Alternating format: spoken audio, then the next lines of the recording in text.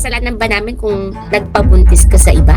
Hindi. Gusto ko banira ng buhay. Wala ka namang moral obligation talaga to correct people. Pero Gusto mo ng spice. Ayoko nakakita ng mga immoral. Ako, pasensya na kayo, masama ang ugali ko eh. Ako gusto ko ng drama. Gusto ko makita talaga kung ano yung mangyayari. Very vocal ako. Re-report ako sa HR anonymously. Whistleblower ako. Nakakatulog ka ba sa gabi na alam mo may maling nangyayari pero hindi mo sinabi? Nakakonsensya ka pa dun sa mga ginawa nila, which is wala ka naman talagang kinalaman. kailangan mo bang i-judge ako dahil sa ginawa ko? Ba't ka nangihimasok sa buhay ko? O ano nangyari sa'yo, ginawa mo yan eh. Pag nakisaw-saw tayo, tayo pa yung magiging masama eh. Deserve kong malaman lahat ng kalokohang katarantaduang nangyari sa likod ko. Unang-una sa lahat, napakalandi ng babae.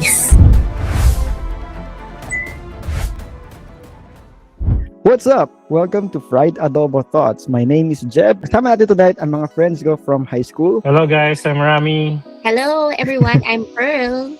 Salamat sa mga naliligaw ng landas at narito kayo ngayon sa magulong podcast. Let's get it on. From Zealous Ideal _owl 3342. Pinost niya to sa Advice PH 7 hours ago. Alright. So ang title niya, I really wanted to tell her husband but not my business. Ang problem, I have an office mate who is cheating on his husband with our coworker and is currently 3 months pregnant. Is it right to tell her husband anonymously? Question mark. Alright, so context. So my office mate, girl, is our front desk and started lang last year. She and her husband got married in May 2025 and his husband went to Japan, working and living there while she is processing her visa in Philippines. July 2025 when naging sila ng coworker namin. At ngayon lang talaga nalaman ang issue because she got pregnant. No confirmation but sobrang halata na. Aside from that, she is also living together with our coworker. I wanted to tell her husband because I pity him. I know him personally and he is really a good person. But again, it's not my business, so I don't think it's right. Ano sa tingin niyo? Pearl, ikaw Kaya mauna. natin yung kay Perlo since you're new here. Unang-una sa lahat, napakalandi ng babae. Sana all. Sana all din, meron na siya sa Japan, meron pa dito sa Pinas. Sana all na lang. Kung ako ba, yung friend niya, o ako yung babae. Kung ikaw yung Pwede, sige, pwede mo magsusumbong. pa rin. Sana all, Emphasize kung mo. ako yung babae. Kasi ang dami yung lalaki. Bigyan naman sana niya ako. Kinuha na niya lahat. Pero anyways, siguro, kung ako yung girl, bigyan ko lang siya ng hint, yung asawa niya. Kasi kawawa din naman. Pero, totoo din naman yung sinabi niya, wala tayong pakialam sa buhay na may buhay. Pero naawa kasi siya doon sa guy. Baka naman may gusto siya doon sa guy. For sure. Sila na lang. Ano naisip ko dun eh. Alam mo yun, baka siya affected. Kung nainggit siguro siya kay ate girl. Hindi, or kaya yung pogi ng Japan, gusto niyang isumbong para masira, para makuha niya, masunod niya, ganyan. Oo. Pero depende siguro sa relationship, gaano sila ka-close nung kasi kilala daw niya eh. Baka kilala. Kaya niya, pero ang acquaintance sabi lang. niya, hindi niya business, hindi niya like close friend. Ang sabi niya lang, kilala niya, oo. Kilala niya mabait, ganyan. Kasi sabi niya, kilala niya lang, pero hindi niya sinabing close friend niya yung guy sa Japan eh.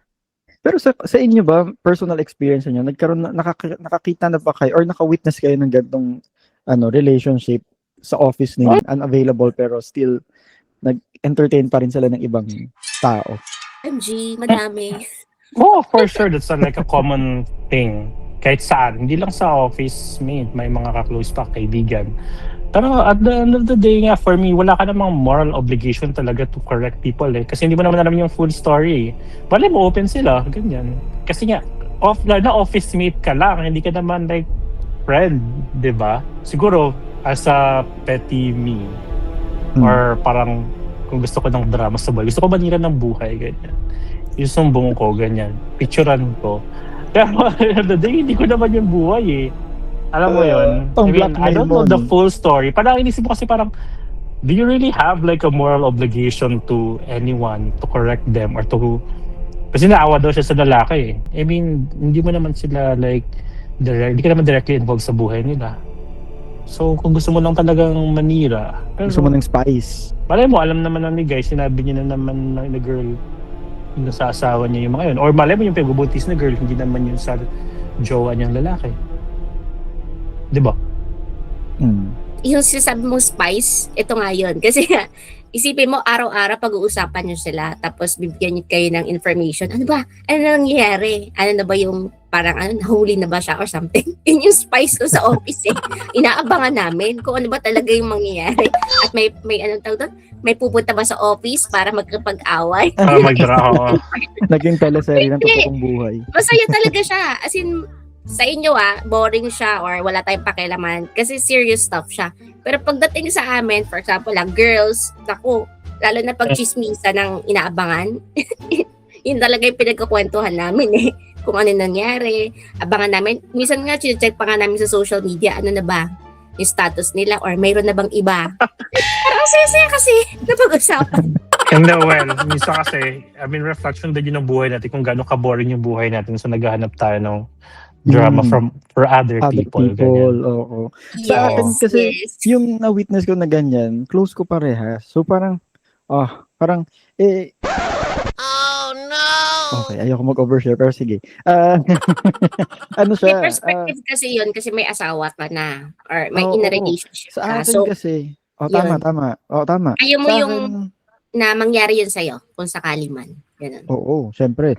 Ako, sige, sa perspective ko as a person, regardless kung kasal ako or single ako, ayoko. Kumbaga, ayoko nakakita ng mga immoral na bagay.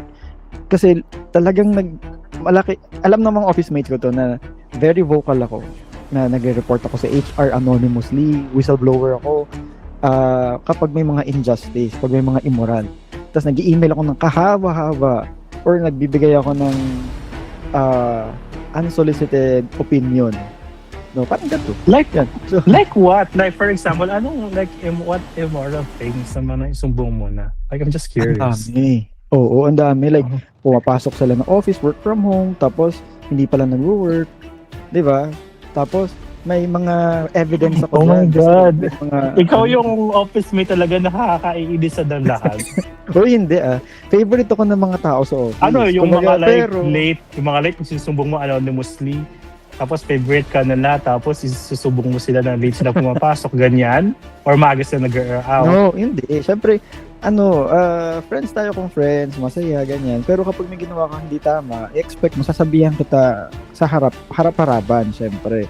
Pero kapag katulad nito na wala naman tayong business kasi nga nagtutuksakan sila behind their partners, behind their partners, wala tayong right talaga eh. Pero syempre, kung close mo yung partner nung office mate mo, pwede mong kontakin or bigyan mo ng hint, 'di ba?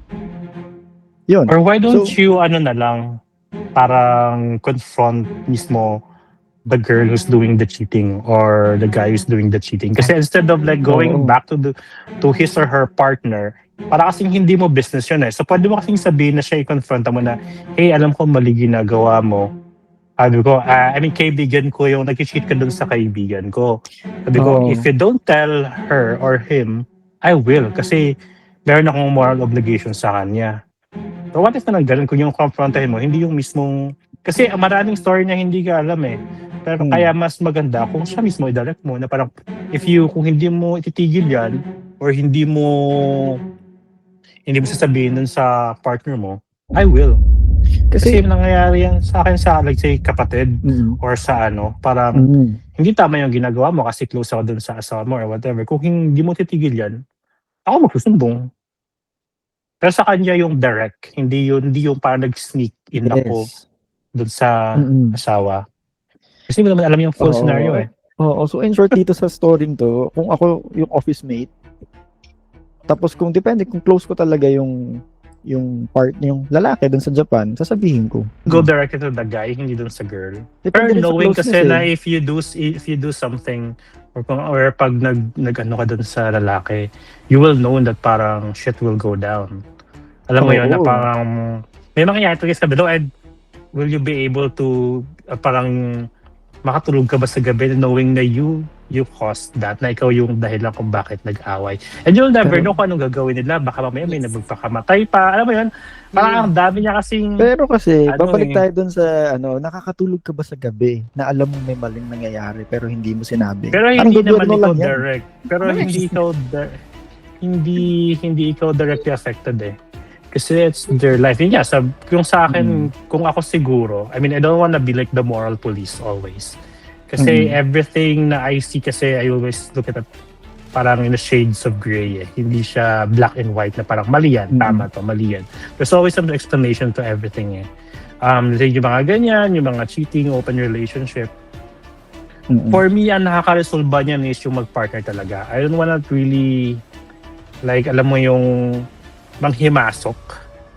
Tapos kapag ako pag nagkaayos sila later on, hindi kasi sinumbong ka ni ganito eh. Ikaw yung mapapasama. Oo. Yes. Let's say, hindi naman sila nag-away, nagkabatis lang, hindi alam ko na yan, pero sinumbong ka ni ganito. Mapapasama ka dun sa girl. Mapapasama ka rin sa guy. Parang you will be the someone who, alam mo yun, na parang, yun yan, nanghihimasok. I mean, for sure, yun nga, meron ka talagang view sa mundo na everything should be good, ganyan, na para may nakita kang mali, ayaw mo. Pero these things is between them eh. Kung ako siguro, i-approach ko sa girl. Sabihin ko, hey, parang okay ka lang ba? Parang hindi tama yung ginagawa mo. Close ako dun sa guy, sabi mo ganyan. Tapos pag sinabi niya, hindi, ayaw mo lang ako, buhay ko naman to. Babait niyo. Babait niyo. Ikaw ba, Pearl? Oo. Ako, pasensya na kayo, masama ang ugali ko eh. Masama ang ugali ko. Oh Kung kayo God! sinasabihin niyo ng ganyan, ay, ako gusto ko ng drama. Gusto kong makita talaga kung ano yung mangyayari. Kahulihan ba talaga? Para, di ba, magkaroon ng konting There's excitement. so much at stake eh. Oh, it's all fun and games. What if nagkasakitan? Totoo yan. Pero, wala eh. Sila naman na gumawa niyan eh. That's their If there are responsibility. kids involved. Oh, pero yun nga. You caused it. Hindi ko Parang maaari say, yung naghiwalay. Ang nangyayari dyan is parang nakukonsensya ka pa dun sa mga ginawa nila, which is wala ka naman talagang kinalaman. Hinayaan mo na lang sila na nagkaganyan.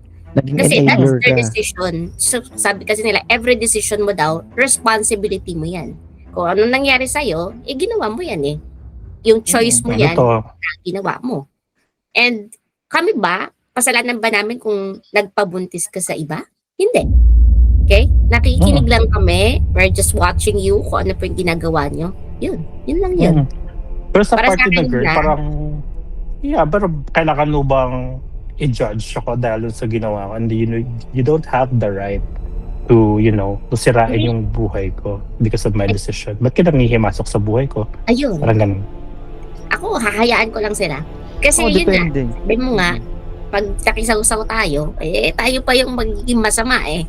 For sure, oo. Yun na lang ako sa ninyo, drama niyo sa buhay. Ako depende talaga. Depende sa level of familiarity namin nung nasa Japan saka nung nandito sa Pilipinas.